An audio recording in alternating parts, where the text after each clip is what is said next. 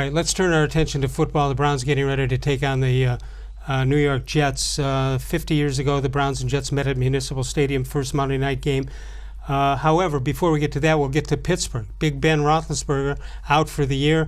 You think this is I'm not asking you to be a doctor, but is this a career ender at his age? Well, he's 37. I mean, he says that he wants to come back next year, but that's a tough injury at his age. And you think about Joe Thomas. He had a triceps injury, and that ended his career. And he didn't have to throw. Right, and he didn't have to throw. And we'll see. I mean, you know what? Nobody here wants the Steelers to succeed. Right, and nobody wants to see Roethlisberger get hurt. Right, I mean, yeah, that's not what you can't. I don't think Browns fans should be happy that Ben is hurt. Big Ben is hurt. And, I mean, if you are, you are. But, I mean, that's not the way. I always told my kids, my daughter was a pole vaulter. I said, never root for the other girl to go out at 6'6". No, that doesn't go as far as she can go, and you go beat her. Right. So well, here's what the Pittsburgh Steelers said in a press release yesterday. Ben Roethlisberger had an MRI on his right elbow Sunday evening. It was determined by the Steelers medical team that surgery will be required. We expect the surgery will be scheduled for this week. He will be placed on our reserve injured list, and he is out for the season. Then they go on to say this or that. Mason-Rudolph is now the starting quarterback. And I had always said when Roethlisberger retired, when it was going to be this year, next year, the year after, that the Steelers would be thrown into quarterback hell just like the Browns have been for 20 years. Yeah. Do you think that he's the guy that will be the next 10-year guy for them? I can't imagine. I have no idea, but when you look at that size, he's got Roethlisberger's size.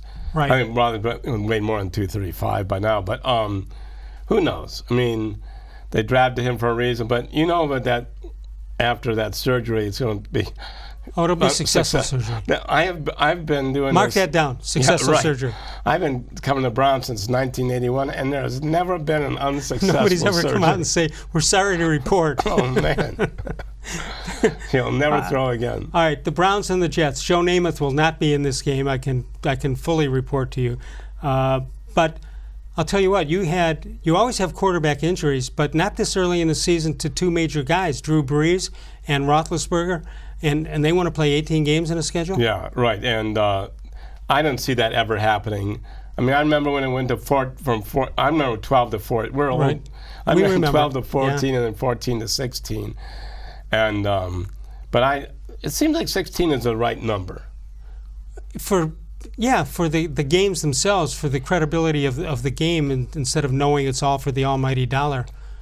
But money is money, I guess. And then the players are going to get more out of it, and it just seems like the NFL season is really the right one. How would you like to be the Browns? Forget that the Browns have gone through quarterback hell for 20 years. Just imagine what it would be like to be a fan of a football team that has their great quarterback, their franchise quarterback, out after game 2. Yeah, I mean what do you look for? I mean, look at the Colts when Manning was out, right? That was awful for them. Yeah, now you got Luck out. Yeah, and now so and that's why the Browns really, really have to protect Baker Mayfield, not just tonight, but all season long. All season. Give me about a minute's worth of what happens in tonight's game, or what needs to happen. I think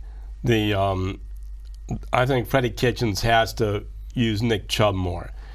When the Browns scored last week to make it 15-13 with 2:20 left in the third quarter less, and coaches always, to me, they give up on the run too early. At that point of the game, now we're a 2-point game, but even when it was when it would have been 15-6, he called runs 70% of the time.